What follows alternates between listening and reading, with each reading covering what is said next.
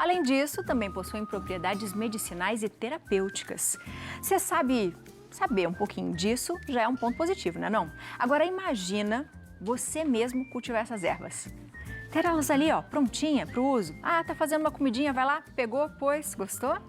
Como combinado, o paisagista Sidney Fernandes volta para nossa casa para falar mais sobre o cultivo dessas ervas e seus benefícios. Seja muito bem-vindo, boa tarde. Obrigado. Boa tarde a todos. Obrigado. Aqui, já tá aí com mão na massa. Já tô com a luva na mão porque eu sei que alguma coisa eu vou fazer, né, Sidney? Se Deus quiser. Boa. Vamos fazer. Quando a gente fala das ervas aromáticas, o que a gente pode ter em casa, assim, que vai facilitar, que o cultivo é mais tranquilo? Olha, a partir daquele programa que a gente fez o anterior, seguindo o que o Léo apresentou do jardim dele de ervas, eu fiz um levantamento e estou propondo hoje o jardim mais simples, mais fácil e mais resistente. Qualquer pessoa... Esse deve ser pra mim. Gostei, mais resistente, Você tem aquela qualidade para você também fazer uma coisa gourmet. Obrigado. Então eu separei aqui. E tem uma novidade que, junto com a questão da culinária, também tem uma grande vantagem nesse jardim. Além dele ser resistente em qualquer solo, principalmente no estado de São Paulo, ele também tem muitas plantas que são repelentes de insetos. Olha, que bom. A gente ainda está na legal. época, né, do mosquito da dengue, então eu trouxe os dois capins, um já tinha vindo na outra vez. Hoje eu trouxe o capim, são praticamente a mesma coisa, mas são a mesma família. Esse é o citronela e esse é o capim santo ou cidreira, que todo mundo conhece. E existe um perigo de confusão, porque eles são muito parecidos. Exato. Mas é uma coisinha que a gente pode daqui a pouco abordar. Boa. E eu trouxe para mostrar hoje o mais importante, acabou de ser tirada, não é mentira de televisão, não. A gente acabou de tirar essa muda, porque os estolões nascem lateralmente, tá? Então a ideia é você ter um jardim, é um esqueleto, você começar um jardim muito simples e que você já tem um monte de resultados. Você tem a sálvia para as carnes, né, as quentes que a gente falou da outra vez, os temperos mais quentes, você tem o manjericão, folha pequena, o roxo, você tem a sálvia, aí você tem as pimentas, né, que eu trouxe hoje, que é uma coisa que o brasileiro usa muito, né? Você tem os mais frios, como a gente inventou de falar, que são aqueles que servem para chá, que são inclusive digestivos. Você tem o hortelã, né? Para afecções da boca e garganta, a lavanda, porque você pode usar externamente, que a gente já falou sobre isso. E tem quase todos que estão aqui nessa mesa, aqui na frente, são repelentes de insetos. De várias maneiras que você pode usar. Tá? A lavanda você pode colocar, na Europa ainda se coloca embaixo de colchão, fundo de armário, para parasitas, né? Para traças, ainda se usa muito. O louro é campeão disso também. O louro também? Também. O louro você pode usar uma folha ou duas, colocar onde você deixa os grãos no armário, pode dar o caruncho, aquela coisa toda. Você põe algumas folhas do louro dentro de um saquinho, ou pode jogar atrás mesmo, espera ela secar um pouco. Aquele óleo essencial tem a capacidade de ser repelente para esses insetos. E o louro dá uma árvore grande, né? Dá. Uma árvore bem na Europa, grande, desde os primeiros tempos da jardinagem, na França, na Itália, eles usam aquelas aleias enormes de louro. E é uma planta que tem assim, uma ligação, né, com os primeiros jardins, né, desde o Oriente Médio. Que legal, que dá para usar tanto... altamente considerada pelos gregos, né, simbolicamente. E ela tem várias utilidades, né? Tanto na culinária, por exemplo, como o chá também, que é muito bom, né? O assunto é muito sério, daria um programa, porque saíram pesquisas também que ela pode controlar a insulina. E a gente tem que tomar cuidado quando a gente fala isso, né? Porque eu tenho diabéticos na minha família, mas tem uma pesquisadora nos Estados Unidos que ela já achou propriedades de redução das taxas de açúcar no sangue, pode auxiliar, né? É sempre da forma auxiliar, né? Sim. Uma pessoa vai tomar um copo de chá, é perigoso, tem sempre que falar que tem sempre que consultar a medicina, etc, etc. E existe uma disposição certa, por exemplo, para fazer a sua hortinha? Ah, é legal eu misturar esse com esse, pôr um do lado do outro? Se você vai fazer uma horta, você pode fazer pelo menos 2 ou 3 formas.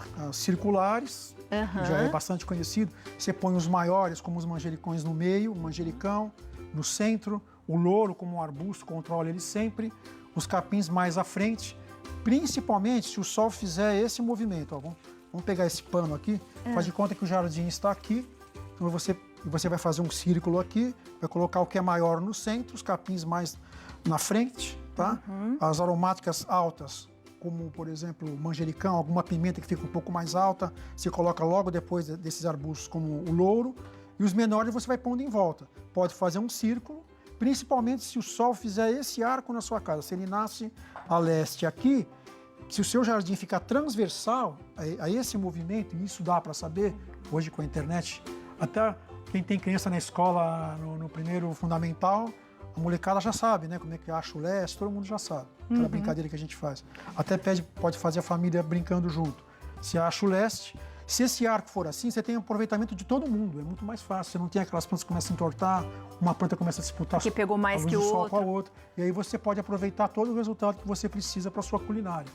Eu queria que você falasse um pouquinho mais do alecrim pra gente. A gente estava conversando Ótimo. agora que o meu Vamos lá. alecrim não vai. Eu falei, não adianta. Eu coloco ovo, eu bato ovo, casca de não sei o quê, eu deixo a terra bem úmida, coloco um substrato, mas o alecrim não vai, morre. Por quê? Me fala. A gente, eu conheci um tudo errado. professor de paisagismo que ele falava que alecrim é aquela planta que gosta de desaforo. Aí, ó. Né?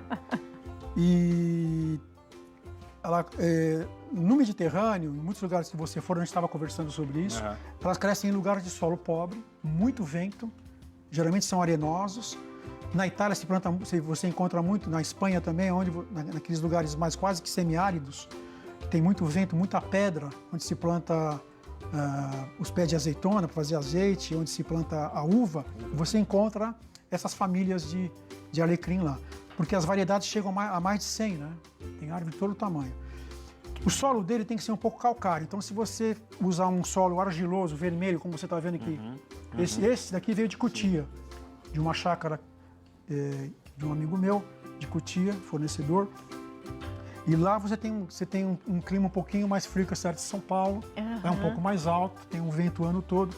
Se você alia a isso um pouco de calcário num vaso a cada 6 meses, não mais que 50 gramas, ele já se desenvolve. É isso, então eu tô, Não eu tô coloque- deixando a terra muito fértil e não é essa a Exatamente. intenção. Excesso de terra preta e muita água não vai fazer bem para ele. Que interessante. Muito legal. E em relação ao hortelã também eu acho tão difícil, sabia? Ela é difícil. Porque em casa a gente tentou também e Ela não é. conseguiu muito. A hortelã, você tem que manter só o solo dela úmido, põe o dedo, sente a água e deixa uns dias sempre seco.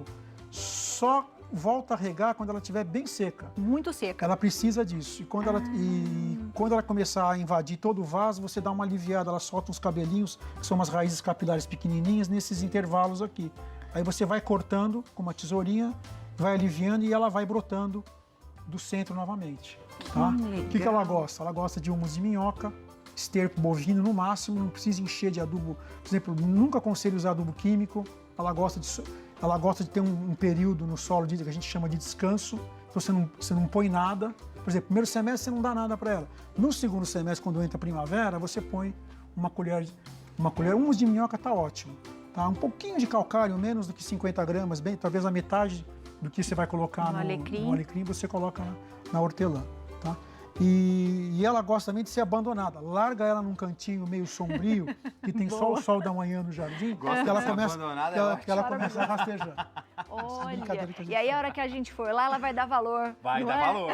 Porque quando você volta me num jardim, abandonou, né? quando você volta num jardim abandonado, como eu já voltei diversas vezes, a gente para, todo mundo para e olha, mas eu não estou entendendo. Como é que ela tá ali? A casa está abandonada há não sei quantos anos, você tem aquele mato gigantesco e ela está lá brigando com todo mundo Olha, e ela não é gente, que nativa. interessante. Existem umas pimentas no mato, nossa, tem algumas que eu não sei nem se é a mesma família, deve ser outras, mas aí mas a menta é uma família que veio como as outras, foram não é trazidas pelos nativa, europeus, né?